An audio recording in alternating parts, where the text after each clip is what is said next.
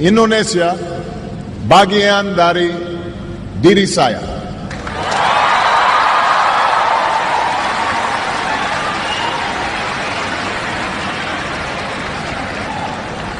I first came to this country when my mother married an Indonesian named Lolo Sutoro. And as a young boy, I was coming to a different world. But the people of Indonesia quickly made me feel at home.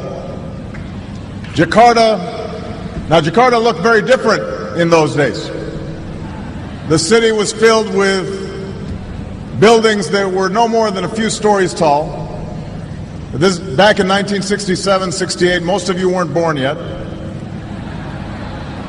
The Hotel Indonesia was one of the few high-rises, and there was just one big department store called Sarina. That was it.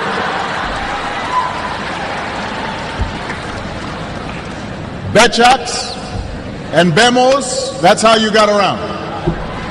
They outnumbered automobiles in those days. And you didn't have all the big highways that you have today.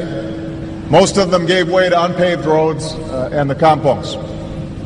So we moved to Menteng Dalam, where, hey, some folks from Menteng Dalam right here. And we lived in a small house. We had a mango tree out front.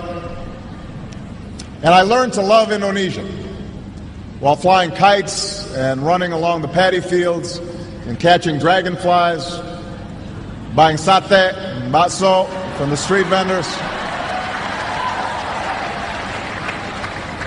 I still remember the call of the vendors. Sate. Yeah. I remember that. Bakso. Enak, yeah?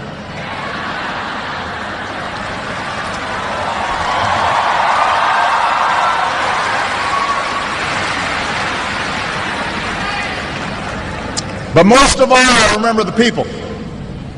The old men and women who welcomed us with smiles, and the children who made a foreign child feel like a neighbor and a friend, and the teachers who helped me learn about this country.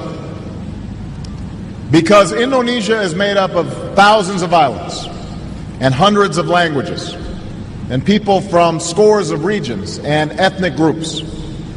My time here helped me appreciate the common humanity of all people. And while my stepfather, like most Indonesians, was raised a Muslim,